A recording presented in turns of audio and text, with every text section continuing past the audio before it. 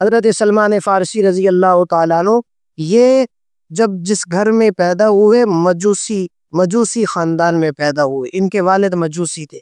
ان کے گھر میں آگ جلتی تھی جو انہوں نے بچپن سے دیکھی، جو کبھی بجھنے کا نام نہیں لیتی، بس ہمیشہ اسی کام میں لگے رہتے کہ لکڑیاں لا رہے، اس میں لگائے جا رہے، جھونکے جا رہے، وہ آگ جل رہی ہے، کیونکہ وہ آتش پرست ہوتے ہیں مجوسی، آگ کی پوجا کرنے والے، آگ کی عبادت کرنے والے، آگ کے سامنے جھکنے والے، اور وہ اس کو بجھنے نہیں دیتے۔ لیکن اللہ رب العزت نے ان کے ایمان کی کوششوں کو سراہا اور پھر نبی علیہ الصلوۃ والسلام تک پہنچا دیا۔ درمیان میں کتنا زمانہ ایسا گزرا، ایک پادری، پھر دوسرا پادری، پھر تیسرا پادری، پھر پتہ نہیں کتنے پادریوں سے یہ ملے، اور ان کا آخری وقت آیا اور پھر ان کو چھوڑ کر چلے گئے۔ اتنے گرجا گھروں میں یہ رہے، اور وہاں پر ان کے آخری وقت تک جو ہے، جو اس کے انچارج ہوتے، جو پادری ہوتے، ان کی خدمت میں لگے رہتے، صرف حق کی تلاش میں۔ پھر کسی قبیلے نے جو جا رہا تھا مدینے کی طرف، کسی پادری نے بتلایا، کسی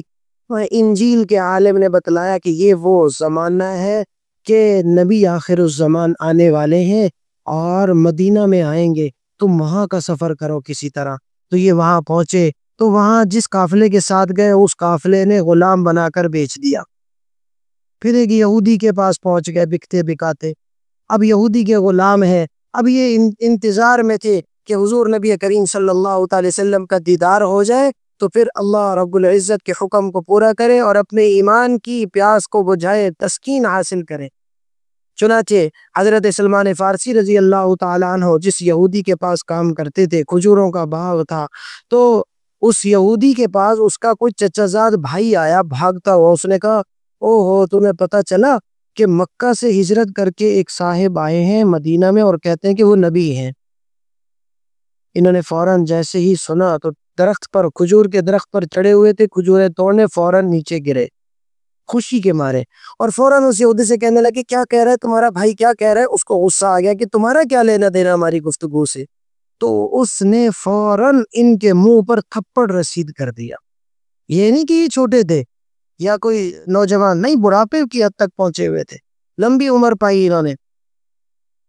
اب یہ انتظار میں تھے کہ کسی طرح موقع ملے، چنانچہ جیسی چھٹی ہوئی بہانے سے نبی کریم صلی اللہ تعالی وسلم کے پاس پہنچ گئے۔ اب ان کو 3 نشانیاں بتلائی گئی تھی۔ کسی آخری جو انجیل کا عالم گزرا تھا جس کی ان سے ملاقات تھی، اور اس نے کہا تھا کہ 3 نشانیاں پکی ہیں، وہ نبی کے اندر ہی پائی جا سکتی ہیں، کسی اور کے اندر نہیں پائی جائیں گی، وہ دیکھ لینا، اگر وہ پائی جائے تو پھر تو ایمان لے آنا۔